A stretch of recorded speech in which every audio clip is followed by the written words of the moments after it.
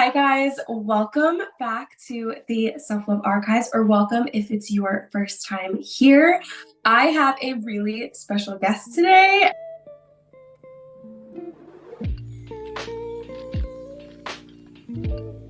My friend Lizette is joining us, and I've got so much to say about this girl. It's been a long time that we have known each other, and you are my go-to astrology girly.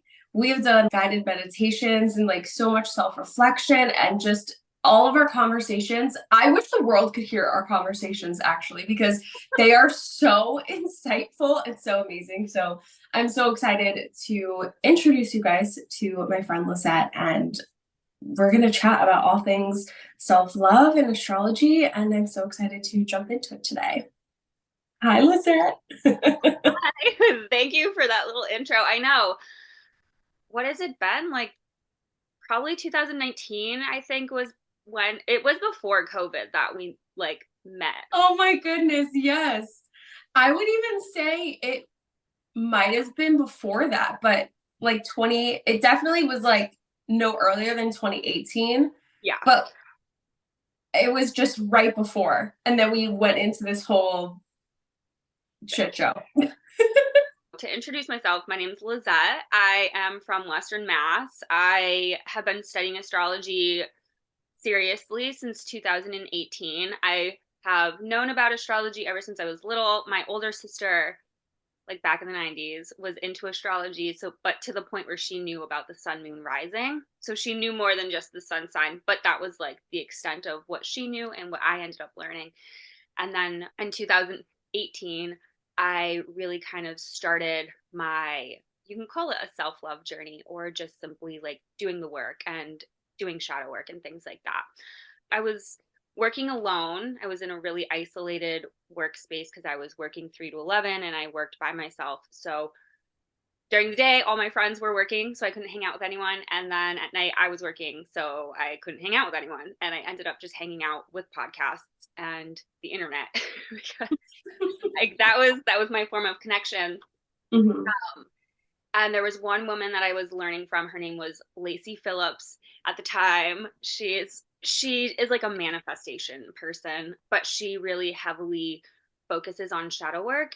And I remember listening to, so I actually bought one of her programs. I think it was called Unblocked, and this is back when she was free and native. Now she's to be magnetic, but one of the practices was to look back at your past and see if there were any patterns that you had lived out, or what do you do Mm. all the time. And my ego was I don't live out patterns, I learn mistakes, and then coincidentally at the same time as listening to her podcast and kind of diving into that, I was listening to the astrology podcast with Chris Brennan, and he does an episode on perfection years. And I can't remember if it was the episode with the perfection years or a separate episode, but it was an episode about fate and free will. I went to Catholic school when I was little, so oddly enough, I've been questioning fate and free will since I was 5 years old, and it all just happened at once. And so I started looking at this timing technique of perfection years, which then opened my mind to the pattern of chains of events that happen.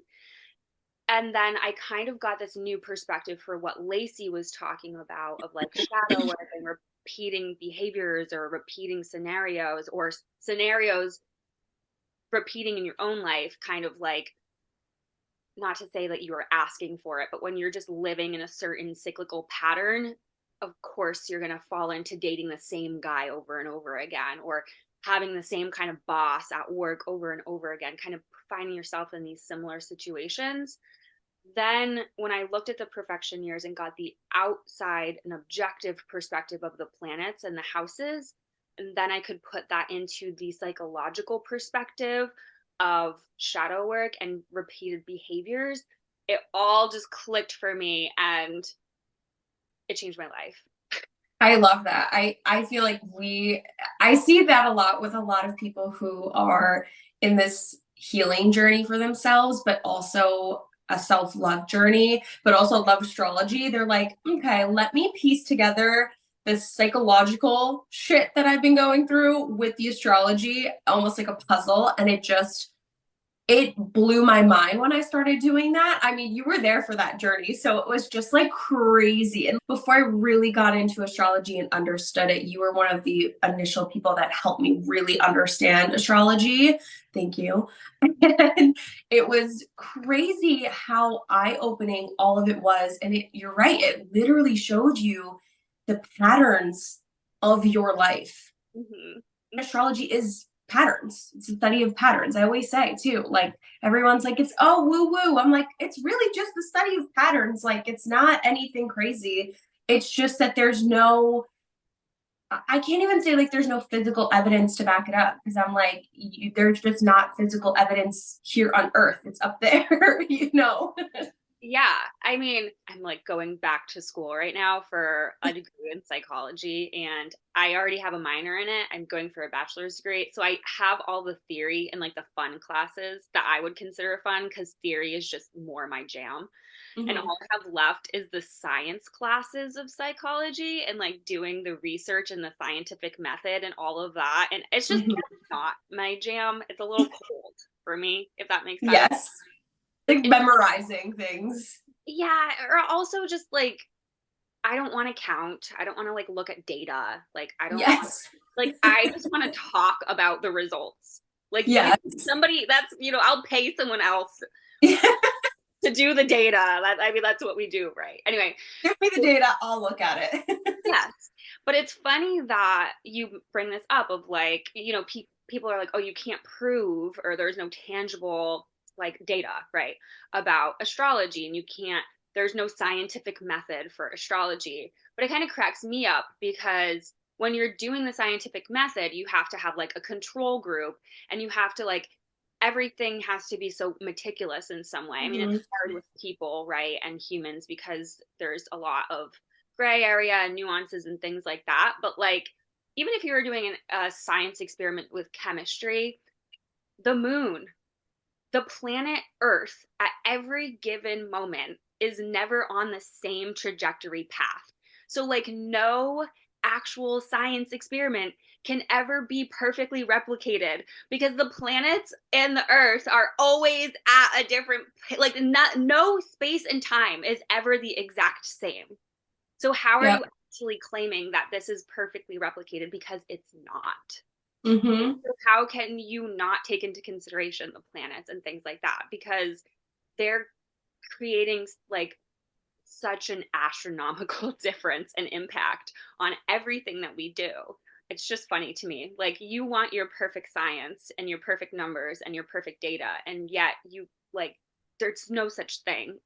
It's so true. There, because we're just everything's forever changing. We're forever moving. We're forever changing, and there's similarities, which is what like astrology goes into in regards to patterns. I know you love like the pattern studying with astrology and looking back at what similar transits are happening now versus what happened maybe like 50, 100, 200 years ago. That is something I find so interesting, but I have no patience for it, honestly. I know what you mean. It's like I have my master's in history and I love learning about history. But it's so hard. I have ADHD and it can be really difficult for me to stay on task of like staying in a hyperfixation. People who are like familiar with neurodivergence, hyperfixations are great because you can like go balls to the wall for 48 hours straight, like learning about one thing and get like you're almost, I don't know, professional or whatever about it. But then you're like, you just lose that hyperfixation and you go somewhere else. And then it's just going from place to place consistently. But that is one great thing about astrology is because all of it is so overlapped, whether you're learning about traditional astrology, like Hellenistic astrology, or you're learning about modern psychology, like depth psychology or Jungian astrology, you're still going to be learning these same patterns and these same archetypes. And some of them are a little bit different. Some of them pull from different backgrounds, but in the end, it's all the same foundational piece. And so, no matter what you're studying about astrology, as long as you're like genuinely studying it, you're still going to get a pretty well-rounded idea of all the same thing. And then you just have to keep track of, what you're pulling from and the resources and the people and the theories. But in essence, Saturn is Saturn. Like, Yep. it doesn't really matter if you're looking at it from 300 BC or today. In the end, it's responsibility, it's structure, it's restriction, and that's its core essence, its core archetype. And we are 100% going to come back to that because I know Saturn's been, at least it's been a bitch and a half for me, but has it been a bitch and a half for you? Yeah, it's definitely difficult for both of us in very different ways, since you are going through your Saturn return. Mm-hmm. And you're experiencing that coming of age kind of moment right now and entering adulthood. And for me, Saturn is in my first house, and I'm not only a Pisces rising, but a Pisces sun and Mercury. And it's definitely been interesting. Saturn doesn't necessarily do very well in Pisces as it's a water sign, and it's very, we'll go with the word ethereal. Saturn, like I said, it really honors, it represents structure and time and reality. Pisces Mm-hmm. is like boundlessness, like we just want to live in our fantasy and be one with the collective and draw and enjoy the beauty of connection and life and love. And Saturn's like, but we need to get shit done, right? So for me, having Saturn in the first house, at first it really felt like I was drowning. Like it felt like I was in a really big survival mode moment where, like, I personally believe in surrendering to darkness. Sometimes when we're having a really hard time in our lives, it's almost just so much more productive or just helpful to fully surrender to that hard time. And instead of being so afraid of the hard and challenges that you're experiencing and the darkness that you're experiencing, to just surrender to it and like completely give in to that darkness instead of fight. When you're fighting against something so deeply, like, you're not allowing yourself to experience your life in the present moment. So you're also fighting so deeply against that darkness, you're putting yourself deeper and deeper into survival mode. And that was like, even though I'm fully aware, like logically, of that, my nervous system and like my subconscious was not surrendering. And I just felt like I was at the top of the ocean trying so hard not to drown. And I was putting myself into this more vicious and vicious cycle of like surviving. And then all these like life experiences were happening that kind of created narratives and mind loops that, like, I'm not worthy. I don't belong anywhere. I I don't deserve to travel. I owe people things because, like, I can't be the one experiencing this beautiful life unless I'm giving to others. And so I was like drowning in all of that. And then finally I was able to like snap out of it and just like let myself sink into allowing those thoughts to be there. That's what I kind of mean to surrendering to the darkness, like surrendering to I'm not worthy and surrendering to I don't belong anywhere. And then just have a lot of like love and compassion for myself in that. And that's the healing part. I think that's the self-love part. Surrendering into shadow work. I wanted to say too that I think that that's something, whenever we're in a bad place, we are so hard on ourselves to like pull ourselves out of that bad place. We don't ever surrender to it. And I think that by anything that has to do with, negative emotions or shadow, anything about us that we ourselves deem as not amazing about ourselves, or that society does, we kind of hide all of that and don't acknowledge it. And when we don't acknowledge our shadow self, and we don't acknowledge the flaws of ourselves, we aren't acknowledging ourselves as a whole. I think that's something so important, because especially with self-love, rainbows, butterflies. Like that is not what self-love is about. Self-love is all of the parts of you. That includes the shadow self, that includes the flaws, the things that you deem negative or that society deems not worthy of love. Like we need to acknowledge all of that to come to a place of self-love.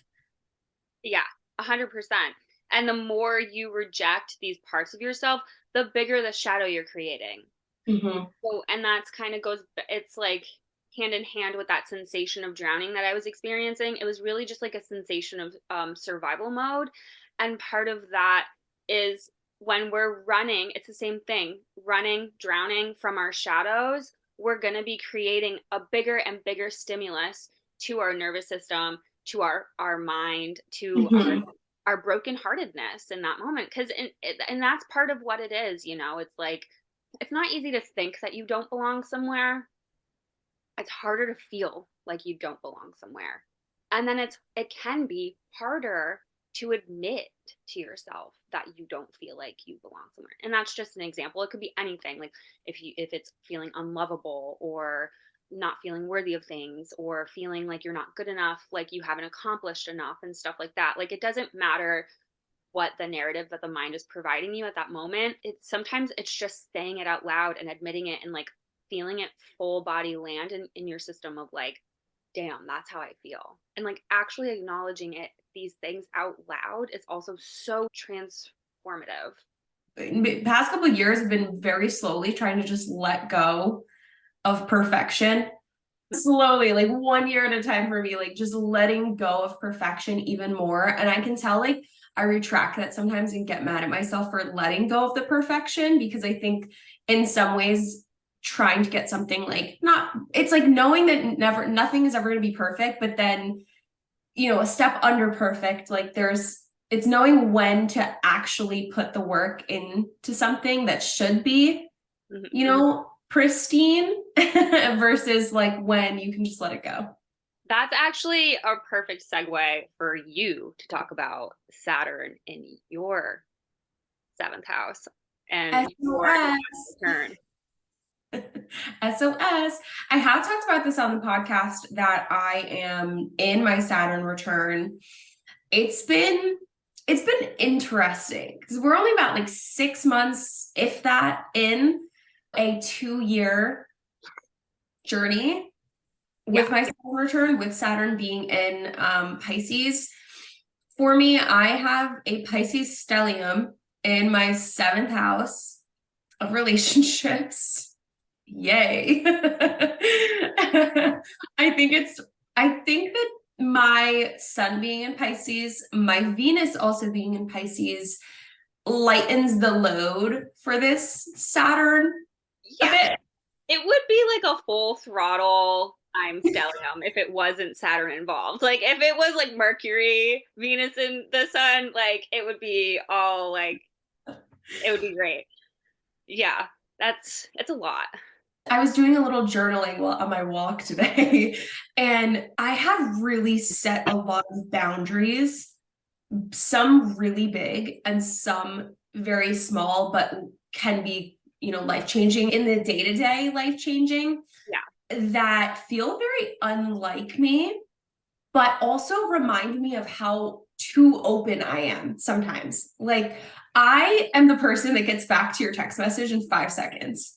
And I needed to kind of put a boundary for myself on that and be like, you don't need to get back to someone in 5 minutes. You can answer them in a few hours. You can answer them tomorrow. You don't have to answer them right now. You're in the middle of something, or like you don't need to be on the toilet answering someone's text message. I was really just here all the time for everyone that I had a relationship with. And I tried my best to make every relationship that I had work.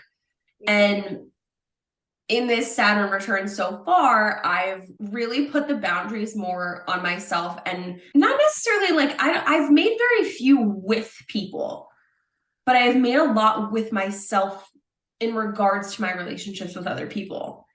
So that example is one of them. Like I don't answer text messages right away. I don't answer calls if I can't take it. And I keep my phone on do not disturb actually all the time now. It's very rare when my phone is not on do not disturb. I say no a lot, a lot. If I don't have this fear of missing out anymore, I kind of sit with myself. If someone's like, hey, let's go do this, or let's go here, I sit with myself and I'm like, do I dread going to do this thing? And if I dread going to do this thing, I say no, rather than saying yes because I think that they're going to think I'm this bad person for saying no, or that I don't like them, when in actuality it has nothing to do with them and more to do with the fact that I don't want to drive an hour and a half to go do something that I'm not excited to go do. Yeah. The bigger boundaries for me is I have very few relationships with people now, specifically like after my dad passed, I don't have a relationship with my mom anymore. And that was a really big choice that I had to make, but a choice that I'm very satisfied and very confident in, because I feel I don't want to be around anyone. Yeah. I don't care who they are. Significant other, friend, immediate family, like secondary family, whoever it is. I don't want to be around someone where I feel as though I need to walk on eggshells. I don't want to feel as though I can't be my full irrevocable self when this person is in the room. Like, I want to be able to feel like I can be fully myself just the way that I am with whoever I'm with. And I was writing in my little journal entry on my phone today that setting boundaries is not an easy thing, because when you set the boundaries, it affects especially with other people, it affects other people too. So that boundary that I have with my mom affects my relationship with my other family that has a relationship with her, because I've chosen not to be at things or go to things that she's at. And that's more just a choice of my own. There are obviously like very few, but certain exceptions that I will make. And I don't think that this boundary is a forever thing. It's more of a thing right now to allow myself to be in a place of forgiving her, but also in a place of forgiving myself in this whole shit show of a life I've had the past year in regards to my relationship with my family and the changes that have happened, especially after my dad has passed. Like, crazy. That's like a whole podcast episode in and of itself. But choosing to not be at these certain events or these certain things, upsets the rest of my family. But that boundary isn't about them at all. It's about it's about me, and it's about I can't fully be here for you when this other person is here.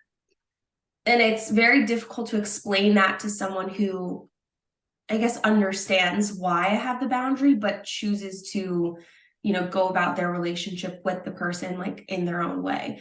It's tough because I want to spend time with you, but I can't spend time with you with this other person, because if I do, I'm going to be sitting here like twiddling my thumbs, like super quiet and like not talking and very uncomfortable.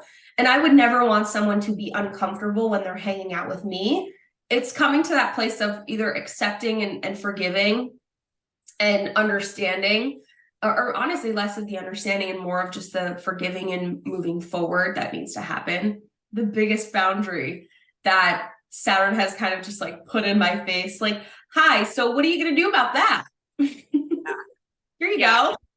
And I love that you're really solidifying these boundaries, because that is like, it's just so Saturn, like it's kind of crazy how your experience right now is truly so tied in with the themes of a Saturn, or just Saturn in general. Like, I think your Saturn return, it's unique to everyone depending on like where it falls in your house, and the planets that it's aspecting and things like that. But it's like so beautiful that you just naturally unfolded into this new lifestyle and new lifestyle choices, and creating the proper restrictions that you need for your own like mental health and your own ability to do the best that you can in your day-to-day life. So I think Saturn would be proud. Thank you so much. It's definitely not easy. Everybody's going through it now. because Saturn is in Pisces. It's just a challenging transit that's happening right now for all of us in regards to wherever we have Pisces and setting boundaries, restrictions, and like setting, you know, limits for ourselves and whatnot. But I hate to like the Saturn return. I'm so sorry to everybody that's going through their Saturn return right now. Yeah. It's hard. It's hard. It's kind of crazy. In my observations, people either start having kids, they get a divorce, or they lose someone. So far, that's what my observations have been, is like my friends either had kids during their Saturn returns, they got a divorce during their Saturn return, or they lost a parent. We both, I mean, so you have Saturn like pretty close. I have your chart up, of course, Oh. because I had to know what I was talking about. But yeah, so you have Saturn at 3 degrees Pisces. So it's pretty early. It's pretty early in the sign. And so I would argue personally, a lot of people say that your Saturn return is when Saturn is in the sign itself. I kind of argue that it's the 10-degree decan before your Saturn, the decan that your Saturn is in, and the decan after. So I would say you really kind of might have started having the onset experience of your Saturn return while Saturn was in those last 10 decans of Aquarius. I have such dark humor, and I talked about this in the last like 2 episodes when you're listening to this, like 2 episodes ago. It's just Mars conjunct Mercury, you know, no big deal. I have such dark humor, but sometimes you need to preface because it can come off so cruel to people who don't know you, but when they know you, it's funny. It's funny either way. Like I love when people laugh with me, but then it's even funnier when people don't and they look at you like, what the fuck is wrong with you? Yeah. Of course I would lose my dad. Of course, especially when I literally said before 2022 came, I was like, this is going to be the best year of my life. And what happens in 2022? I lose my best friend. I basically lose my career in a sense. Like 2022 was such a big part of like the career shift change from beauty to self-love, like such a big part of that. I'm seeing it now come more to fruition now where the right brands, you know, are coming back around and the ones that don't fit anymore are not here anymore. But in saying that, I then those two things happen and then I lose my dad and it's just like, but I met the love of my life, so it's fine. Yeah. Yeah, that you're then gonna have to experience the 7th house Saturn stuff with. Oh, that has definitely not been happening. Yeah, it's crazy. I don't know if you experienced this. So when my dad passed, that was literally 2 weeks after my peak Saturn return date, my last one. So a lot of us have 3 because Saturn goes retrograde. And I actually also not fully, because my mom is very old and so like she could die any moment, but to the firmest ability that I had, I also cut ties with my mom pretty much like the same time that my dad had passed. It was like 3 weeks before he passed. And then after he passed, it was like, no, but for real. Like, I'm not kidding.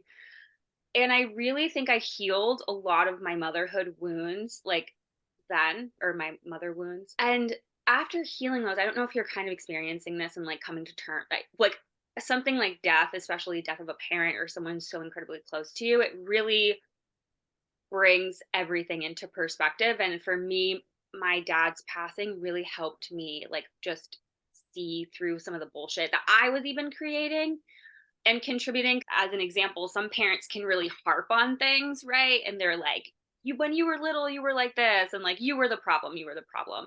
And sometimes I don't think we realize that we're also, because we have to convince them because they're gaslighting us into believing that we're the problem, we are also then trying to convince them that they're the problem, and then like you don't realize you're contributing to a fucking vicious cycle.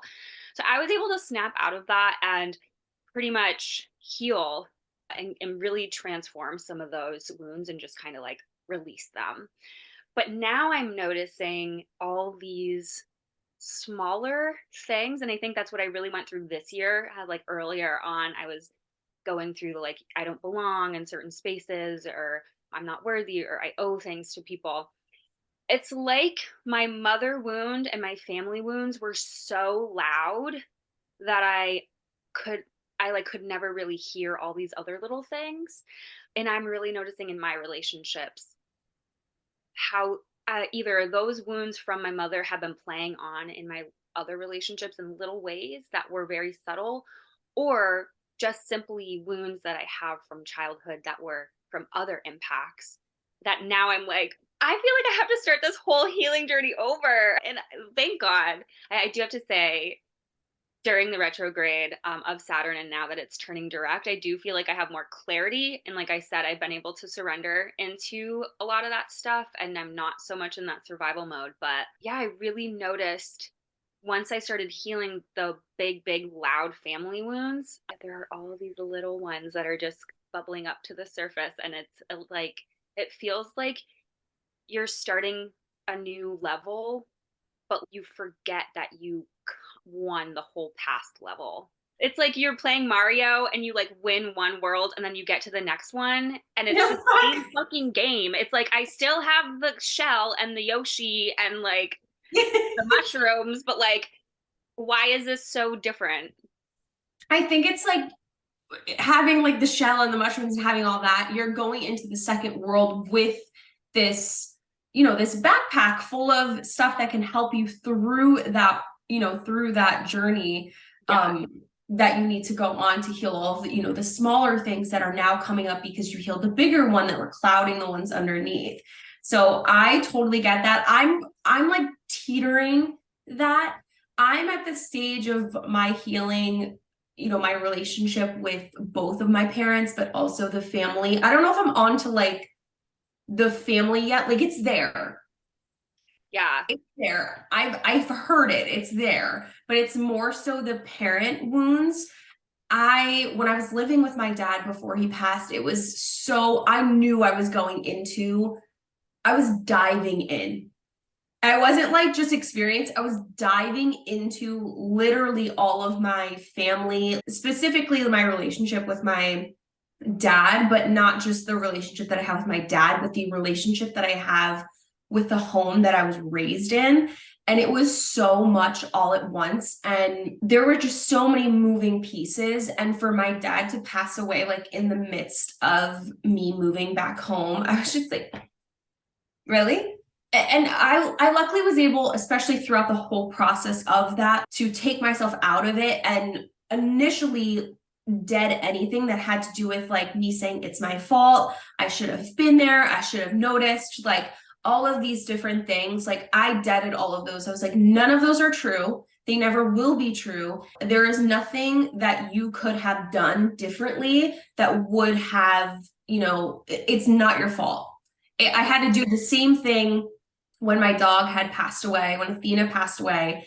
And I had to just dead anything that I guess more of the dark ego would have came up and said to me from that. I'm very proud of myself for being able to take myself out of this situation, be self-aware of where I could go into a dark hole that I don't belong based off of fear, based off of family expectations, societal expectations. It's been a very interesting journey now because I don't want to have this boundary. It's just, I need you to not be loud so that I can understand what's actually going on. It's like the more that I'm in the presence of people that I've set boundaries with, the louder you are and the less I can hear myself and the less I can understand what's going on with myself and what I need to focus on. People really don't. I think people do understand, right? And that's why a lot of people struggle with cutting ties with their parents. But a child does not want to cut ties with their parents. No, I don't want to do it. Everybody's up my ass about it. I'm like, I don't want to do it. No child. If a child is cutting ties with their parent, it is mind-boggling to me that any single person would question why that's happening. Because like no child wants to do that. So very clearly, if a child is doing that, if they're going to the extent where they literally cut ties with their parent, that is because their parent did something fucked up. Like there should be no question. There should be no blame. There should be no shame, nothing. If a child has to step away from their parent, it is for a good reason, period. Mhm. And I will never understand how people put a lot of the blame on the child.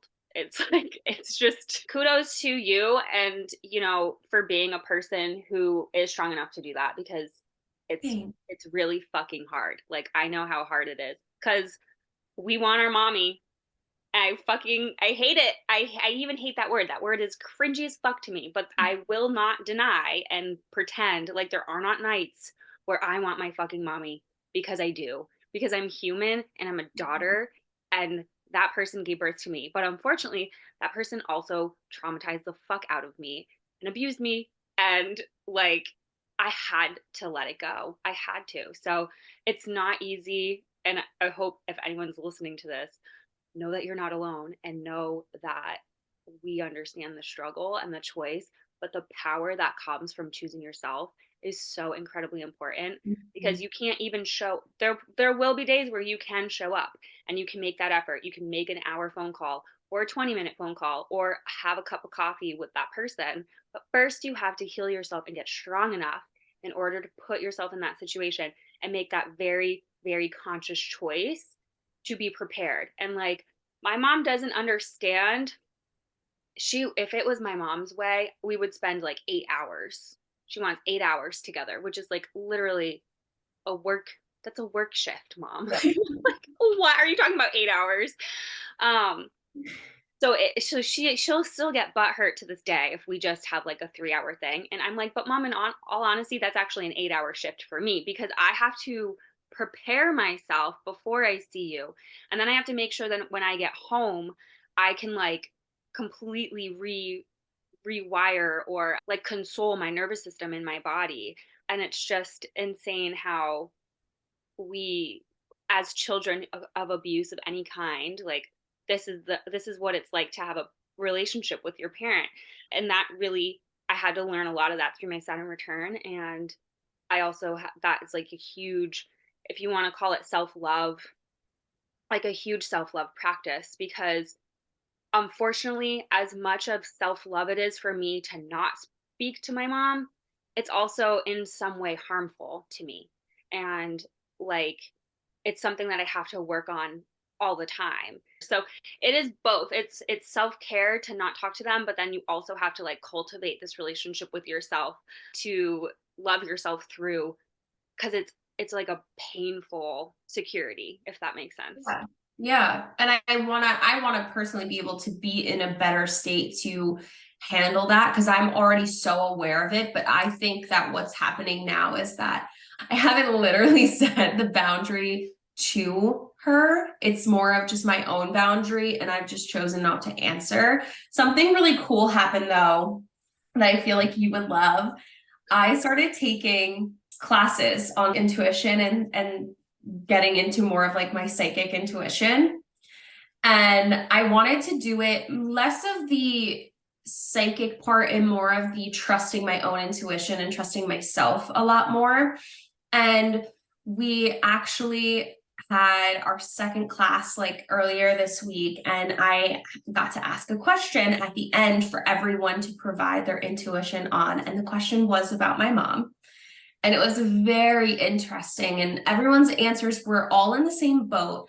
But one person said something that I did not know, but I think put into perspective. Sometimes their ceiling is our floor. Sometimes what someone can do for us, the most that they can do for us, their 100%, their glass full, is not enough for us. And that's okay. That doesn't make them a bad person. That doesn't make them like, not good enough. It's just a difference in where we're able to meet each other.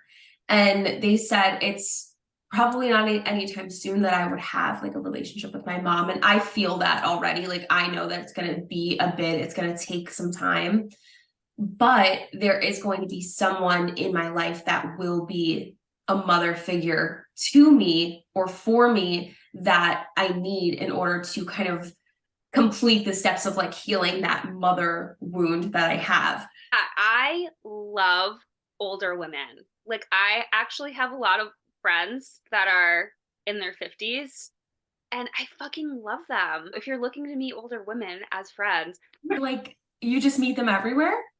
yes, I Oh, love. why are you like at work or something? No, I mean, yoga studios are great for meeting older women. That's where I meet most of mine. We're just friends.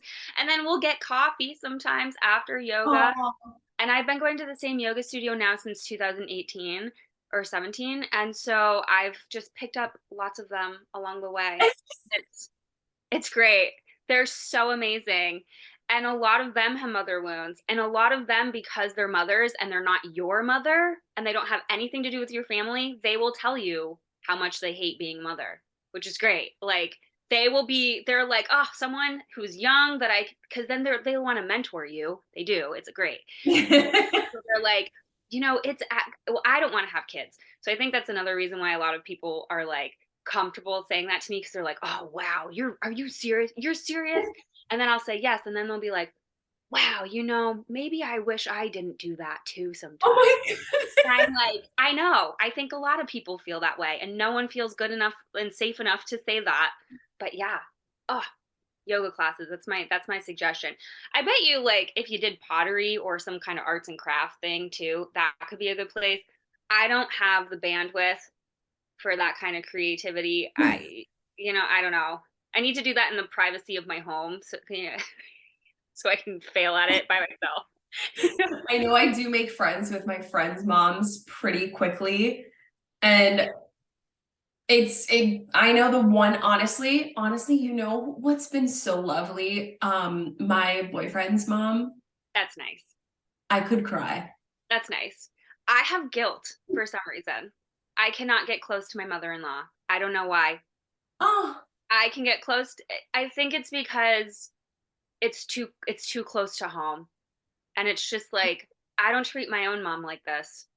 I can't, I don't know. It makes me feel like I have to call my mom. Like, if I hang out with her, my mother-in-law, for like 4 hours, I'm like, shit, now I have to go call my own mom, And I I don't know. think it has It's the mind. It's just, it's, yeah.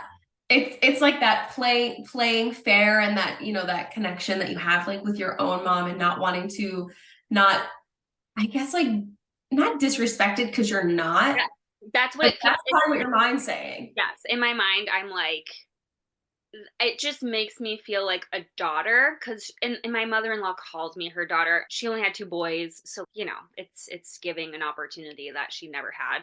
But when it's a stranger and there's no tie, like a strange old woman that I don't know, I can hang out with that. We're baddies, we're just out here, yeah.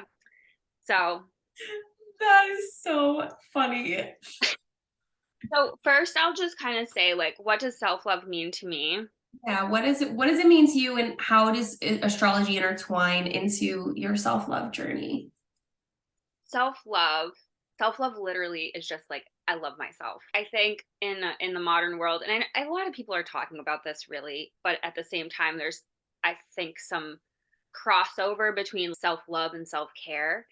And self-love is not pampering yourself. That's like, that's completely separate from self-love. For me, I think loving yourself, it comes from your core essence. And to get in touch with that, you have to surrender to it, which I know it's like, oh, what the fuck does that mean? Or like, the mind is just like, that's so cheesy, or that's just like, how do you even do that, or whatever. But sometimes when I ask my clients, like, if I'm doing an awakened self session, which is a guided meditation that I kind of do to help people get clarity on themselves and their lives and what they need in their life right now, I'll ask them, are they loved? And a lot of people say no, or Oh, I can oh, I feel. did this question with you. I remember the first time you asked me that, and I think I said no, and I bawled. Yes, there is such a block. People really are so blocked from that. And in that moment, in those like guided meditations where we're so centered and you're in a space where you can just like you can be dropped in. I think people feel that block for the first time. in a different way than they have in a really long time, or they just feel the clarity of it. And it's wild because it doesn't, I don't know, it's so easy on the outside to say it doesn't have to be like that, because once you start breaking through that block, it's like, of course I'm loved, of course. And then once you can feel the creeping in of the mind, of the resistance, even if you've been doing the work, you have love, you've been in the self-care, you've been in the self-love, you've been in the love of yourself, you still going to feel the resistance of the mind. And that's where this surrendering comes. And it's not just surrendering to the love that you have for yourself. It's sometimes even just surrendering to that resistance. That was one of my first mantras before I even really dived into this depth of the work. I was just doing yoga 2017, and my first one was resistance. It's not a beautiful mantra like, inhale, exhale, resistance. As that. But I just knew that that's what I needed. And that is a great lesson that I think you can hold with yourself for the rest of your life, of like, you just have to surrender into this resistance, because once you surrender into the resistance, it will dissolve. And then once it dissolves, you'll feel the love. The love will just simply be there. It was always there. It was in the resistance. It was out of the resistance. It was surrounding it. So really truly allowing yourself to surrender into the love that just is inherently within you, even if the resistance or the numbness or the fast pacedness of whatever you're experiencing in the world right now is so strong and so loud. You gotta just know in your heart, or know in your body and your soma, that the love is there. It will always be there for you. And it's just all about slowing down and surrendering. And so that's really, for me, what self-care truly means. Or self-love really means. And then with astrology, I think astrology provides you a perspective into yourself and kind of the way that you work. It is very affirming. Astrology is very affirming. When you kind of have something that gives you permission or allows you or clicks within your brain as to why something might be presenting through you the way that it's presenting, like, why do I have such a hard time with words? Why do I talk in circles around things? It's like I have a thesis in my brain and I can see it and it's constructed, it's beautiful, there's an outline. And then when I start talking, it's like, blah, blah, blah, blah. I have a Pisces Mercury. It makes sense. And you either get it or you don't. And that's okay. I've had friends even who have said, like, Lizette, you just have your own lingo. And after a while, they totally like understand the subconscious meaning behind some of the absolutely wrong words that I use in sentences. And that is just having a combust Pisces Mercury. My Pisces Sun and my Pisces Mercury are like 5 degrees away. So it's a conjunction. And at that point, it's better to have Mercury in the sun at like an exact conjunction, because it's like protected in the center of the sun. But when anything is conjunct to the sun and kind of away from it, it's considered combust, which makes things just a little too bright or too much energy in that field. So that is one like small example, or knowing where your Saturn placement is. I think the sign isn't necessarily as important as the house. So like me knowing that I have Saturn in the 12th house, that's a lot. That's the subconscious, that's the hidden things. That's like really an interesting place to be asked of responsibility and reality, especially being a Pisces rising, like I do want to be lost in the sauce, but Saturn is in the back of my head, like, you need to get your shit together. And then for you, having Saturn in the 7th house, we are taught from 5 years old of princes and princesses getting together and living happily ever after. And they beat it into our heads from such a young age that we're like, I have to be married by the time I'm 18 and spitting out kids. But if you have Saturn in the 7th house, it is going to be a slow burn. It is going to take a while for you to find the right one. And then it's going to take a while for you to build that relationship with the right one.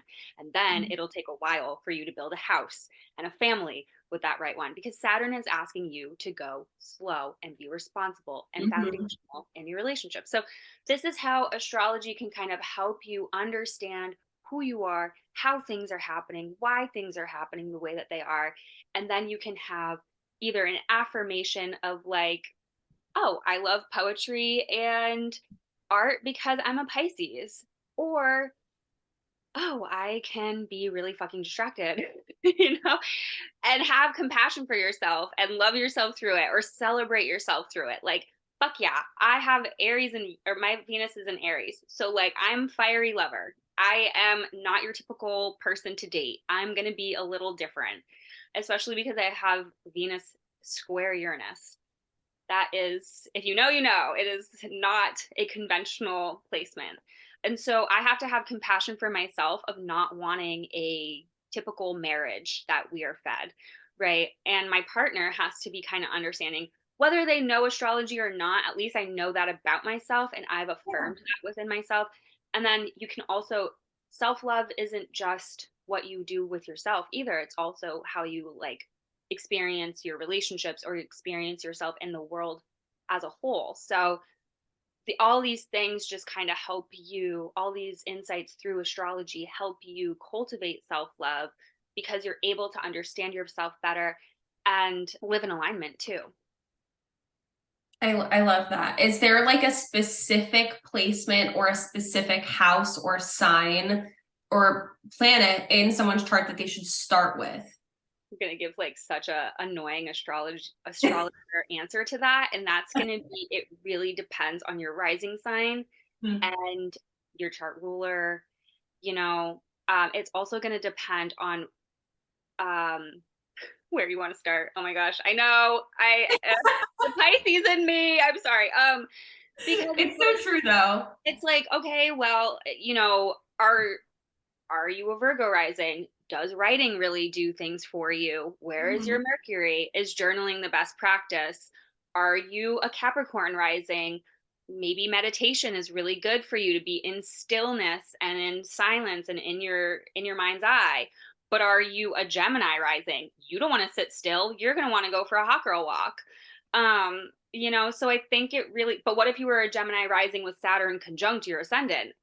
Maybe you do want to write. Maybe you do want to sit still. So it kind of really, it really depends on, I guess, look to your rising sign then.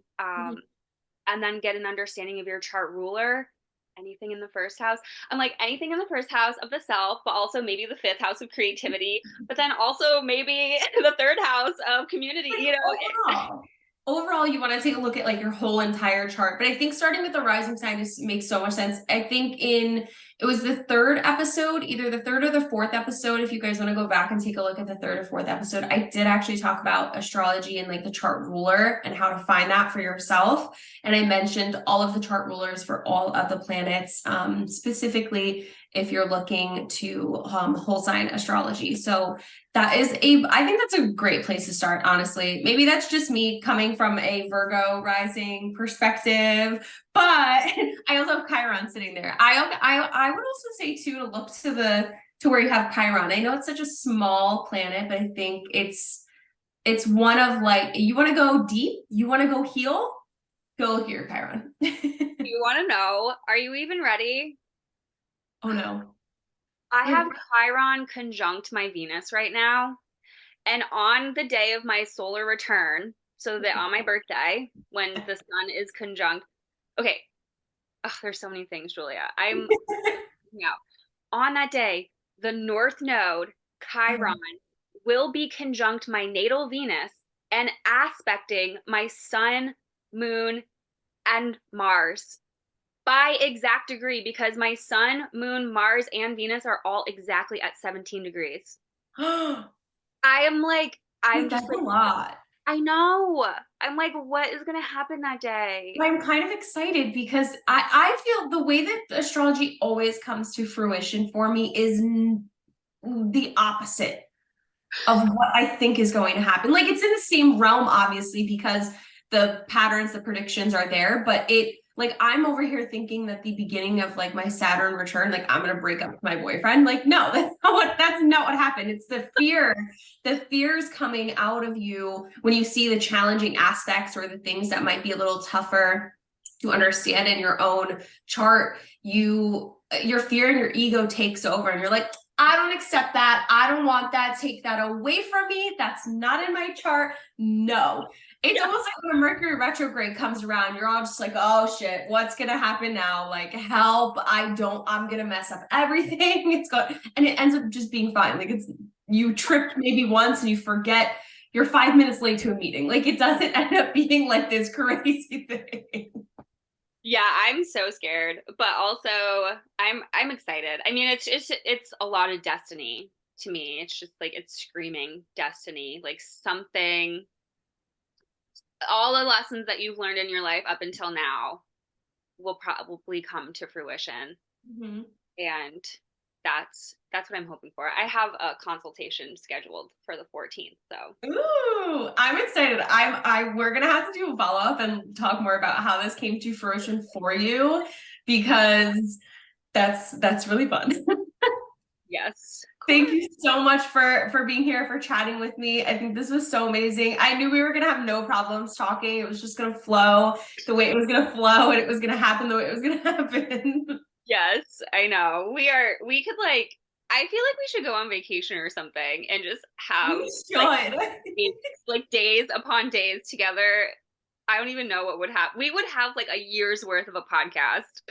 Yes, we really would. We'd be like sitting on, like, I don't even know. We'd be hiking or something like that. Be like, oh shit, we should film it right here, right now. Right now. The air is good. We should film it right now. Yeah, we'll both bring little microphones and just like do it right in the woods. Like, wait, hit record.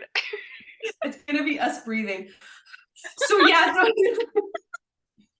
we should make a break. Yeah.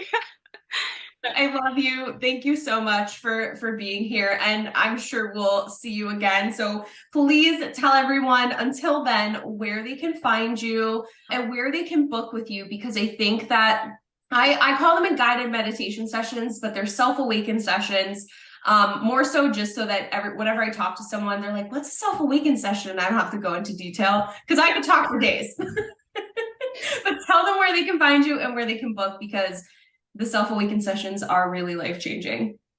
Yeah, so I'm Lizette.Marie on Instagram and TikTok. And my website is lifewithlizette.com, but it's linked, I'm pretty sure, in my bios. So if you just head on to one of my socials, you will find it there. And I'm going to put everything in the show notes below so you can find Lizette as well. But thank you, Lizette, for being here. I appreciate you to the moon and back, and I'm so happy we got you on. To the moon and back. I love you. To the stars and back, to Saturn and back. Yes, yeah. I love you so much. This was such a great time, and I can't wait for the next one. Me too. Thank you, guys.